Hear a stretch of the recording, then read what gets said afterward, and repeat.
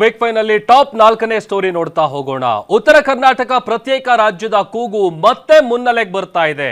ಉತ್ತರ ಕರ್ನಾಟಕ ಅಭಿವೃದ್ಧಿಗೆ ಯಾಕಿಷ್ಟು ನಿರ್ಲಕ್ಷ್ಯ ಅನ್ನುವಂತ ಪ್ರಶ್ನೆ ಬಹಳಷ್ಟು ದಿನಗಳಿಂದ ಕಾಡ್ತಾ ಇದೆ. ಯಾಕೆ ಅಂತ ಅಂದ್ರೆ ಉತ್ತರ ಕರ್ನಾಟಕ ಭಾಗದಲ್ಲಿ ಆಲ್ಮೋಸ್ಟ್ ಯಾವುದೇ ರೀತಿಯಾದಂತಹ ಅಭಿವೃದ್ಧಿ ಕಾರ್ಯಗಳು ಆಗ್ತಾ ಇಲ್ಲ. ಒಂದು ರೀತಿ ಮಲತಾಯಿ ಧೋರಣೆ.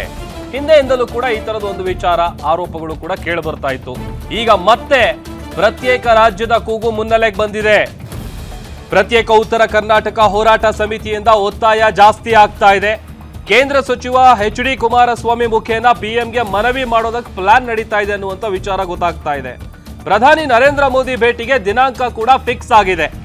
ಯಾವಾಗ ಅಂತ ಅಂದ್ರೆ ಫೆಬ್ರವರಿ 20ನೇ ತಾರೀಕು ದೆಹಲಿಗೆ ತೆರಳೋದಕ್ಕೆ ಹೋರಾಟ ಸಮಿತಿಯ ಸದಸ್ಯರು ಸಜ್ಜಾಗಿದ್ದಾರೆ. ಉತ್ತರ ಕರ್ನಾಟಕದ ಶಾಸಕರ ಸಹಿಯನ್ನ ಹೋರಾಟ ಸಮಿತಿ ಸಂಗ್ರಹ ಮಾಡ್ತಾ ಇದೆ. ಪ್ರತ್ಯೇಕ ರಾಜ್ಯದ ಒಪ್ಪಿಗೆ ಕುರಿತು ಹಲವು ಶಾಸಕರಿಂದ ಪತ್ರ ಸಂಗ್ರಹ ಕೂಡ ಆಗ್ತಾ ಇದೆ.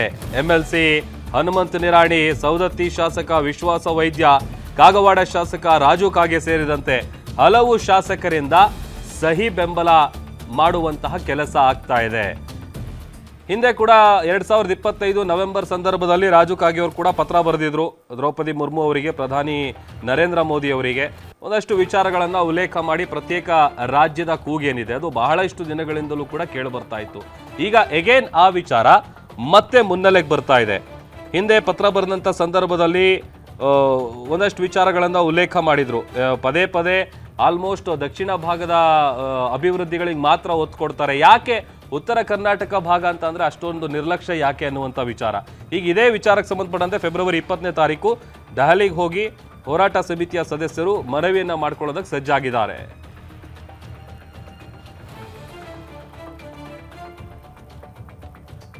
ತಾರೀಕು ನಾವು ಉತ್ತರ ಕರ್ನಾಟಕ ಹೋರಾಟ ಸಮಿತಿ ಹಾಗೂ ದಕ್ಷಿಣ ಕರ್ನಾಟಕ ರಾಜ್ಯ ರಚನಾ ಸಮಿತಿಯವರು ಜಂಟಿಯಾಗಿ ದೇಶದ ಪ್ರಧಾನಿಗಳಂತ ನರೇಂದ್ರ ಮೋದಿಜಿ ಅವರಿಗೆ, ಕೇಂದ್ರ ಸರ್ಕಾರದ ಮಂತ್ರಿಗಳಾಗಿರುವಂಥ ಸನ್ಮಾನ್ಯ ಕುಮಾರಸ್ವಾಮಿ ಅವರ ನೇತೃತ್ವದಲ್ಲಿ ನಾವು ಭೇಟಿಯಾಗಲಿದ್ದೇವೆ.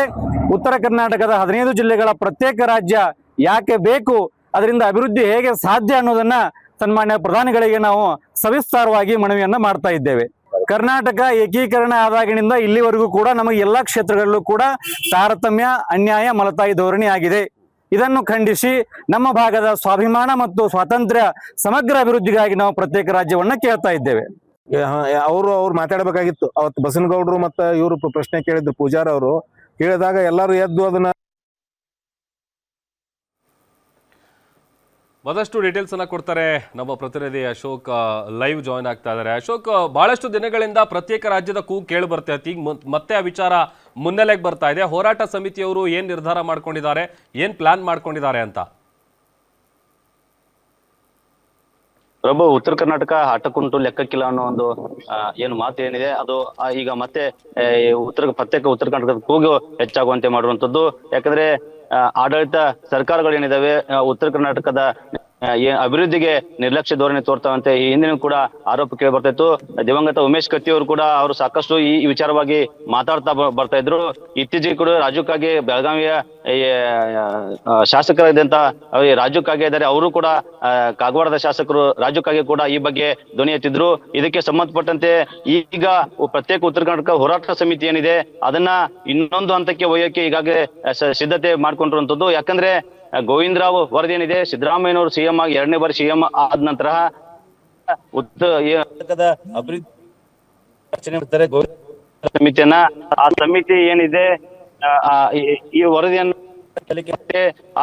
ಸರ್ಕಾರಕ್ಕೆ ಸಲ್ಲಿಕೆ ಮಾಡಿದಂತ ಸಂದರ್ಭದಲ್ಲಿ ಆ ವರದಿಯಲ್ಲಿ ಸುಮಾರು ಉತ್ತರ ಕರ್ನಾಟಕ ಏನಿದೆ 60% ನಷ್ಟು ಹೆಚ್ಚಿನ ಭಾಗ ಅದು ಅಭಿವೃದ್ಧಿ ಕಂಡಿಲ್ಲ, ಸಾಕಷ್ಟು ಹಿನ್ನಡೆ ಅನುಭವಿಸಿದೆ. ಹೀಗಾಗಿ ಅದಕ್ಕೆ ಏನು ಸುಮಾರು 43,914 ಕೋಟಿಯಷ್ಟು ಹೆಚ್ಚಿನ ಅನುದಾನವನ್ನ ಇಡಬೇಕು ಅಂತ ಆ ವರದಿಯಲ್ಲಿ ಉಲ್ಲೇಖ ಮಾಡಿತ್ತು. ಯಾಕಂದ್ರೆ ಈ ಹಿಂದೆ ಎಸ್.ಎಂ. ಕೃಷ್ಣ ಅವರ ಆಡಳಿತದಲ್ಲಿ ಒಂದು ನಂಜುಂಡಪ್ಪ ಸಮಿತಿಯನ್ನ ರಚನೆ ಮಾಡಿತ್ತು ಎಸ್.ಎಂ. ಕೃಷ್ಣ ಸರ್ಕಾರ. ಅಲ್ಲೂ ಕೂಡ ಏನು ಮೊದಲ ಬಾರಿಗೆ ರಚನೆ ಮಾಡಿದಾಗ ಸಮಗ್ರ ಅಭಿವೃದ್ಧಿಗೆ ಒತ್ತು ಕೊಡ್ಬೇಕಂತೇಳಿ ಏನು ರಚನೆ ಆಗಿತ್ತು.